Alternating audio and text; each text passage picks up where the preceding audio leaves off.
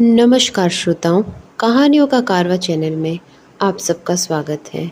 मैं बिंदु साधु आज आप लोगों के लिए यशपाल जी की एक कहानी करवा का व्रत लेके आई हूँ।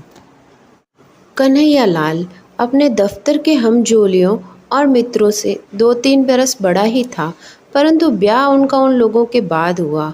उसके बहुत अनुरोध करने पर भी साहब ने उसे ब्याह के लिए सप्ताह भर से अधिक छुट्टी न दी थी। लौटा तो उसके अंतरंग मित्रों ने उससे वही प्रश्न पूछे। ऐसे प्रश्न प्राय दूसरों से पूछे जाते हैं। वही परामर्श उसे भी दिए गए जो अनुभवी नवविवाहितों को दिया करते हैं। हेमराज को कन्हैया समझदार मानता था। हेमराज ने समझाया, बहू को प्यार तो करना ही चाहिए, पर प्यार से उसे बिगाड़ देना, ये सिर पर चढ़ा लेना ठीक नहीं है। औरत कर्कश हो जाती है और आदमी को उम्र भर जोरू का गुलाम ही बनकर रहना पड़ता है। उसकी ज़रूरतें पूरी करो पर रखो अपने काबू में। मारपीट बुरी बात है, पर यह भी नहीं कि औरत को मर्द का डर ही न रहे। डर उसे ज़रूर रहना चाहिए हो। मारो नहीं तो कम से कम गुर्रा तो ज़रूर दो। 3 बात उसकी मानो तो एक में ना भी कर दो। यह न समझ ले कि जो चाहे करा सकती है। उसे तुम्हारी खुशी नाराज़गी की परवाह रहे। हमारे साहब जैसा हाल न हो जाए। मैं तो देखकर हैरान हो गया। एम्पोरियम से कुछ चीज़ें लेने के लिए जा रहे थे तो घरवाली को पुकार कर पैसे लिए। बीवी ने कह दिया, कालीन इस महीने रहने दो, अगले महीने सही। तो भीगी बिल्ली की तरह बोले, अच्छा, मर्द को रुपया पैसा तो अपने पास रखना चाहिए, मालिक तो मर्द है। कन्हैया के विवाह के समय नक्षत्रों का योग ऐसा था कि ससुराल वाले लड़की की विदा कराने के लिए किसी भी तरह तैयार नहीं हुए। अधिक छुट्टी नहीं थी, इसीलिए गोने की बात फिर टल गई। एक तरह से अच्छा ही हुआ। हेमराज ने कन्हैया को लिखा पढ़ा दिया कि पहले तुम ऐसा मत करना कि वह समझे कि तुम उसके बिना रह ही नहीं सकते या बहुत खुशामद करने लगो। अपनी मर्जी रखना, समझे, औरत और बिल्ली की जात एक है। पहले दिन से व्यवहार का असर उस पर सदा रहता है। तभी तो कहते हैं, गुब्बारा वर रोज़ अव्वल कुश्तन। बिल्ली के आते ही पहले दिन हाथ लगा देते हो तो वह रास्ता नहीं काटती। तुम कहते हो पढ़ी लिखी है तो तुम्हें और भी चौकस रहना चाहिए। पढ़ी लिखियों के मिजाज दिखाती ही है। निस्वार्थ भाव से हेमराज की दी हुई सीख कन्हैया ने पल्ले बांध दी थी। सोचा, मुझे बाजार होटल में खाना पड़े या खुद चौका बर्तन करना पड़े तो शादी का लाभ क्या। इसीलिए वह लाजो को दिल्ली ले आया। दिल्ली में सबसे बड़ी दिक्कत मकान की होती है। रेलवे में काम करने वाले कन्हैया के जिले के बाबू ने उसे अपने क्वार्टर का एक कमरा और रसोई की जगह सस्ते किराए पर दे दिए थे। सो 1.25 साल से मज़े से चल रहा था। लाजवंती अलीगढ़ से 8वीं जमात तक पढ़ी थी। बहुत सी चीज़ों के शौक़ थे, कई ऐसी चीज़ों के भी जिसे दूसरे घरों की लड़कियों को या नई ब्याही बहुओं को करते देखकर मन मार कर रह जाना पड़ता था। उसके पिता और बड़े भाई पुराने ख्याल के थे। सोचती थी ब्याह के बाद ही सही उन सब चीज़ों के लिए कन्हैया से कहती। लाजो के कहने का ढंग कुछ ऐसा था कि कन्हैया का दिल इनकार करने को न करता, पर इस ख्याल से कि वह बहुत कर्कश न हो जाए, 2 बात मान कर तीसरी पर इनकार कर देता। लाजो मुंह फुला लेती। लाजो मुंह फुलाती तो सोचती कि मनाएंगे तो मान जाऊंगी, आखिर तो मनाएंगे ही, पर कन्हैया मनाने की अपेक्षा डांटता ही रहता। एक आधी बार उसने थप्पड़ भी चला दिया। मनोती की प्रतीक्षा में जब थप्पड़ पड़ जाता तो दिल कटकर रह जाता। लाजो अकेले में फूट फूट कर रोती। फिर उसने सोच लिया, चलो किस्मत में यही है तो क्या हो सकता है। वह हार मानकर खुद ही बोल पड़ती। कन्हैया का हाथ पहली 2 बार तो क्रोध की बेबसी में चला था। जब चल गया तो उसे अपने अधिकार और शक्ति का अनुभव होने लगा। अपनी शक्ति अनुभव करने के नशे से बड़ा नशा दूसरा कौन सा होगा। इस नशे में राजा देश पर देश समेटते जाते हैं, जमींदार गांव पर गांव, सेठ मिल और बैंक खरीदते चले जाते हैं। इस नशे की सीमा नहीं है। ये चस्का पड़ा तो कन्हैया के हाथ उतना क्रोध आने की प्रतीक्षा किए बिना ही चल जाते। मार से लाजो को शारीरिक पीड़ा तो होती ही थी, पर उससे अधिक होती थी अपमान की पीड़ा। ऐसा होने पर वह कई दिनों के लिए उदास हो जाती, घर का सब काम करती, बुलाने पर उत्तर भी देती, इच्छा न होने पर भी कन्हैया की इच्छा का विरोध नहीं करती, पर मन ही मन सोचती रहती, इससे तो अच्छा है मर जाऊं। और फिर समय पीड़ा को कम कर देता है। जीवन था तो हंसने और खुश होने की इच्छा भी फूट पड़ती। लाजो हंसने लगती। सोच यह लिया था, मेरा पति है, जैसा भी है मेरे लिए तो यही सब कुछ है, जैसे यह चाहता है वैसे ही मैं चलूं। लाजो के सब तरह अधीन हो जाने पर भी कन्हैया की तेजी बढ़ती ही जा रही थी। वह जितनी अधिक बेपरवाही और स्वच्छंदता लाजो के प्रति दिखा सकता था, अपने मन में उसे उतना ही अधिक अपनी समझ और प्यार का संतोष पाता। कुआर के अंत में पड़ोस की स्त्रियां करवा चौथ के व्रत की बात करने लगी। एक दूसरे को बता रही थी कि उनके मायके से करवे में क्या क्या आया है। पहले बरस लाजो का भाई आकर करवा दे गया था। इस बरस भी वह प्रतीक्षा में थी। जिनके मायके शहर से दूर थे, उनके यहाँ मायके से रुपए आ गए थे। कन्हैया अपनी चिट्ठी पत्री दफ्तर के पत्ते ही मंगाता था। दफ्तर से आकर उसने बताया, तुम्हारे भाई ने करवे के 2 रुपए भेजे हैं। करवे के रुपए आ जाने से ही लाजो को संतोष हो गया। सोचा, भैया इतनी दूर कैसे आते। कन्हैया दफ्तर जा रहा था तो उसने अभिमान से गर्दन कंधे पर टेढ़ी करके और लाड के स्वर में याद दिलाया, हमारे लिए सरगी में क्या क्या लाओगे। और लाजो ने ऐसे अवसर पर लाई जाने वाली चीज़ें याद दिला दी। लाजो पड़ोस में कह आई थी कि उसने भी सरगी का सामान मंगाया है। करवा चौथ का व्रत भला कौन सी हिंदू स्त्री नहीं करती। जन्म जन्म यही पति मिले, इसीलिए दूसरे व्रतों की परवाह न करने वाली पढ़ी लिखी स्त्रियां भी इस व्रत की अपेक्षा नहीं कर सकती। अवसर की बात है, उस दिन कन्हैया लंच की छुट्टी में साथियों के साथ कुछ ऐसे काबू में आ गया कि 3.25 रुपये खर्च हो गए। वह लाजो का बताया सरगी का सामान घर नहीं ला सका। कन्हैया खाली हाथ ही घर लौटा तो लाजो का मन बुझ गया। उसने गम खाना सीखकर रूठना छोड़ दिया था, परंतु उस सांझ मुंह लटक ही गया। आंसू पोंछ लिए और बिना बोले चौके बर्तन के काम में लग गए। रात के भोजन के समय कन्हैया ने देखा कि लाजो मुंह सुजाए बोल नहीं रही है, तो अपनी भूल कबूल कर उसे मनाने का कोई प्रबंध करने का आश्वासन देने की बजाय उसने उसे डांट दिया।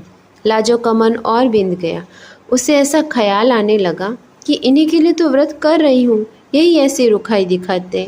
मैं व्रत कर रही हूँ कि अगले जन्म में इन्हीं से ब्याह हो, और मैं ही नहीं सुवा रही हूँ। अपनी अपेक्षा और निरादर से भी रोना आ गया। कुछ खाते न बना, ऐसे ही सो गई। तड़के पड़ोस में रोज की अपेक्षा जल्दी ही बर्तन भांडे खटकने की आवाज़ आने लगी। लाजो को याद आने लगा, शांति बता रही थी कि उसके बाबू सरगी के लिए फिनिया लाए हैं। तार वाले बाबू के घरवाले ने बताया था कि खोए की मिठाई लाए हैं। लाजो ने सोचा, उन मर्दों को ख्याल है ना कि हमारी बहुएं हमारे लिए व्रत कर रही हैं। इन्हें जरा भी ख्याल नहीं है। लाजो का मन और अधिक खिन्न हो गया। सरगी में उसने कुछ भी न खाया। न खाने पर भी पति के नाम का व्रत कैसे न रखती। सुबह सुबह पड़ोस की स्त्रियों के साथ उसने भी करवे का व्रत करने वाली रानी और करवे का व्रत करने वाले राजा की प्रेसी दासी की कथा सुनने और व्रत में दूसरे उपचार निभाए।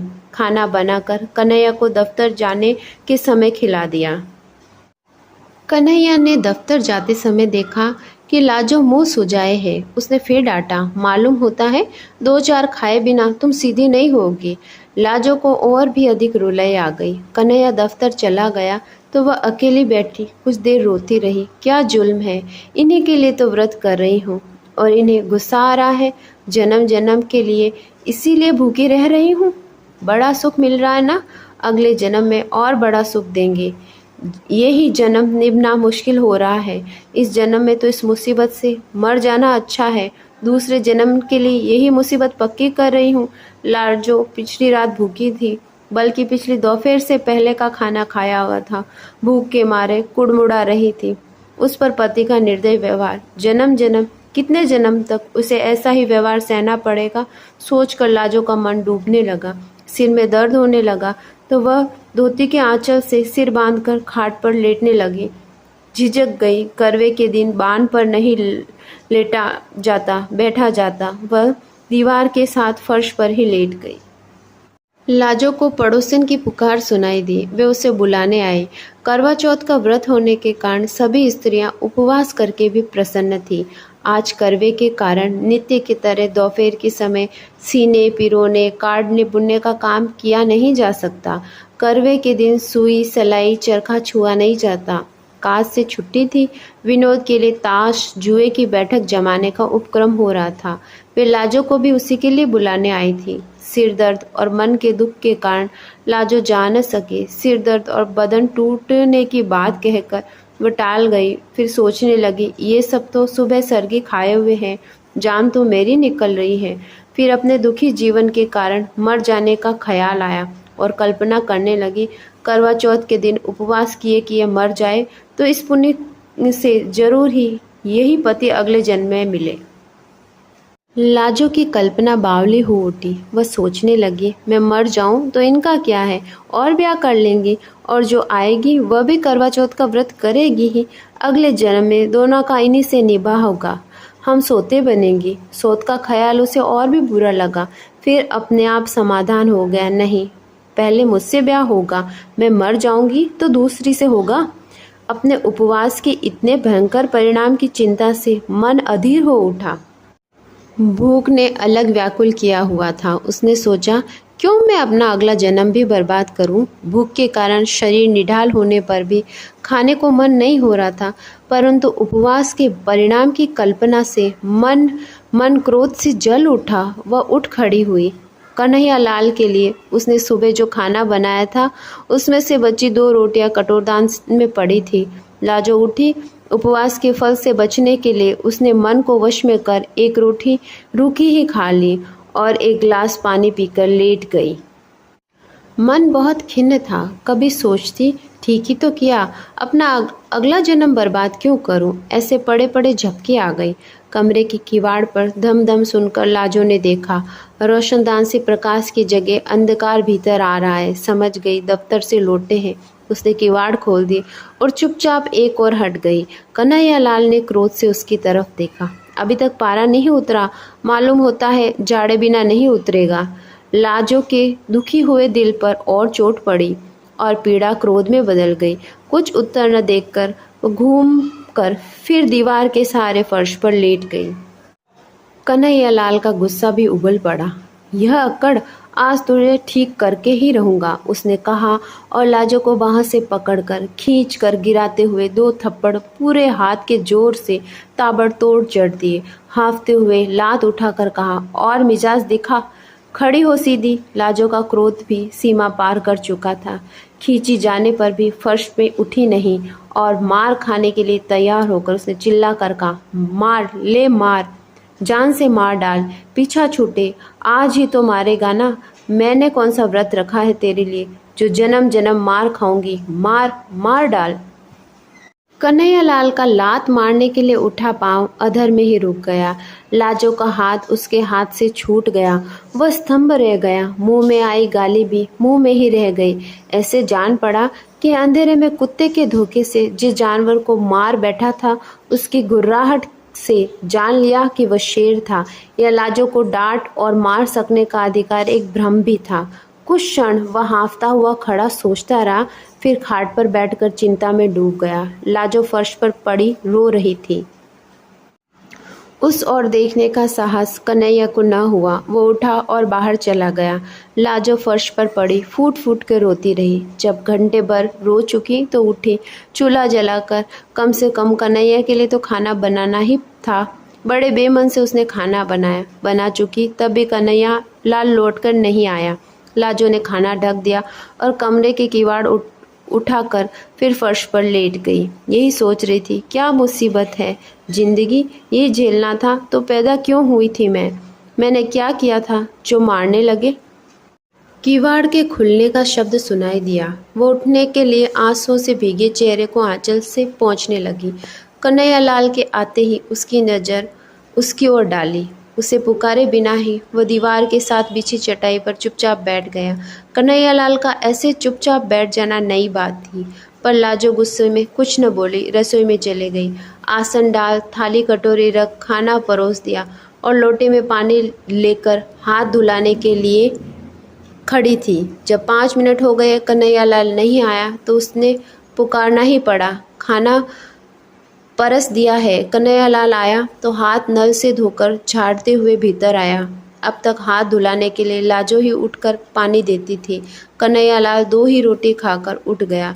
लाजो और देने लगी तो उसने कह दिया और नहीं चाहिए। कन्हैयालाल खाकर उठा तो रोज की तरह हाथ धुलाने के लिए न कहकर नल की ओर चला गया। लाजो मन मारकर स्वयं खाने बैठी तो देखा कि कद्दू की तरकारी बिल्कुल कड़वी हो रही है। मन की अवस्था ठीक न होने से हल्दी नमक तो 2 बार पड़ गया था। बड़ी लज्जा अनुभव हुई। हाय, इन्होंने कुछ कहा भी नहीं, ये तो ज़रा कम ज़्यादा हो जाने पर डांट देते हैं। लाजो से दुख में खाया नहीं गया। यूं ही कुल्ला कर कर हाथ धोकर इधर आई कि बिस्तर ठीक कर दे, चौका फिर समेट देगी। देखा तो कन्हैयालाल स्वयं ही बिस्तर झाड़कर बैठा है। लाजो जिस दिन से इस घर में आई थे ऐसा कभी नहीं हुआ था। लाजो ने शर्मा कर कहा, मैं आ गई, रहने दो, किए देती हूँ। पति के हाथ से दरी चादर पकड़ ली। लाजो बिस्तर ठीक करने लगी तो कन्हैयालाल दूसरी ओर से मदद करता रहा। फिर लाजो को संबोधित किया, तुमने कुछ नहीं खाया? कद्दू में नमक ज़्यादा हो गया। सुबह और पिछली रात भी तुमने कुछ नहीं खाया था। ठहरो, मैं तुम्हारे लिए दूध ले आता हूँ। लाजो के प्रति इतनी चिंताएं कन्हैयालाल ने कभी नहीं दिखाई थी, ज़रूरत भी नहीं समझी।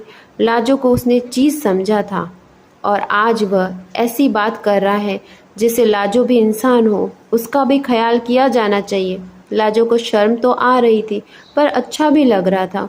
उसी रात से कन्हैयालाल के व्यवहार में एक नरमी आ गई। कड़े बोल की बात तो क्या, बल्कि एक झिझक सी हर बात में, जैसे लाजो ने किसी बात से बुरा मान लिया या नाराज हो जाने की आशंका हो। कोई काम अधूरा देखता तो स्वयं करने लगता। लाजो को मलेरिया बुखार आ गया तो उसने उसे चौक के समीप नहीं जाने दिया। बर्तन भी खुद साफ किए देता। कई दिन तो लाजो को बड़ी उलझन और शर्म महसूस हुई, पर फिर पति पर अधिक प्यार आने लगा। जहाँ तक बन पड़ता घर का काम उसे नहीं करने देती। ये काम करते मर्द अच्छे नहीं लगते। उन लोगों का जीवन कुछ दूसरी तरह का हो गया। लाजो खाने के लिए पुकारती तो कन्हैया जिद करता, तुम सब बना लो, फिर एक साथ बैठकर खाएंगे। कन्हैया पहले कोई पत्रिका या पुस्तक लाता था तो अकेला मन ही मन पढ़ा करता था। अब लाजो को सुनाकर पढ़ता था, खुद सुन लेता, यह भी पूछ लेता, तुम्हें नींद तो नहीं आ रही? साल बीतते मालूम न हुआ, फिर करवा चौथ का व्रत आ गया। जाने क्यों लाजो के भाई का मनी ऑर्डर करवे के लिए न पहुंचा। करवा चौथ के पहले दिन कन्हैयालाल दफ्तर जा रहा था। लाजो ने खिन्नता और लज्जा से कहा, भैया करवा भेजना शायद भूल गया। कन्हैयालाल ने सांत्वना के स्वर में कहा, तो क्या हुआ, उन्होंने ज़रूर भेजा होगा। डाक खाने वालों का हाल आजकल बुरा है, शायद आज आ जाए या और 2-3 दिन बाद आए। डाक खाने वालों का आजकल मनी ऑर्डर के 15-15 दिन लग जाते हैं। तुम व्रत उपवास के झगड़े में मत पड़ना, तबीयत खराब हो जाती। ये कुछ मांगना ही हो तो बता दो, लेते आऊँगा। पर व्रत उपवास से होता क्या है, सब ढकोसले हैं। वाह, ये कैसे हो सकता है? हम तो जरूर रखेंगे व्रत। भैया ने करवा नहीं भेजा न सही, बात तो व्रत की है, करवे की थोड़ी है। लाजो ने बेपरवाही से कहा। संध्या समय कन्हैयालाल आया तो रुमाल में बंधी छोटी सी गांठ लाजो को थमाकर बोला, लो फेनी तो मैं ले आया हूँ, पर व्रत के झगड़े में मत पड़ना। लाजो ने मुस्कुराकर रुमाल लेकर अलमारी में रख दिया। अगले दिन लाजो ने समय पर खाना तैयार कर कन्हैयालाल को रसोई में पुकारा, आओ खाना परस दिया है। कन्हैया ने आकर देखा, खाना एक ही आदमी के लिए परोसा था और तुम? उसने लाजो की ओर देखा। वाह, मेरा तो व्रत है, सुबह सरगी भी खा ली, तुम अभी सो ही रहे थे। लाजो ने मुस्कुराकर प्यार से बताया। ये बात तो हमारा भी व्रत है, आसन से उठते हुए कन्हैया ने कहा। लाजो ने पति का हाथ पकड़ लिया और रोकते हुए समझाया, क्या पागल हो, कहीं मर्द भी करवा चौथ का व्रत रखते हैं? तुमने सरगी कहाँ खाई है? नहीं नहीं, ये कैसे हो सकता है? कन्हैया नहीं माना। तुम्हें अगले जन्म में मेरी ज़रूरत है तो क्या मुझे तुम्हारी नहीं है? या तुम भी व्रत न रखो आज? लाजो पति की ओर कातर आंखों से देखती हार मान गई। पति के उपा से दफ्तर जाने पर उसका हृदय गर्व से फूला नहीं समा रहा था। अभी आप सुन रहे थे यशपाल जी की कहानी करवा का व्रत। कहानी के अंत में आप लोगों से विनम्र आग्रह, कृपया मेरे चैनल को सब्सक्राइब करें, लाइक करें, शेयर करें और बेल आइकन दबाना ना भूलें। धन्यवाद।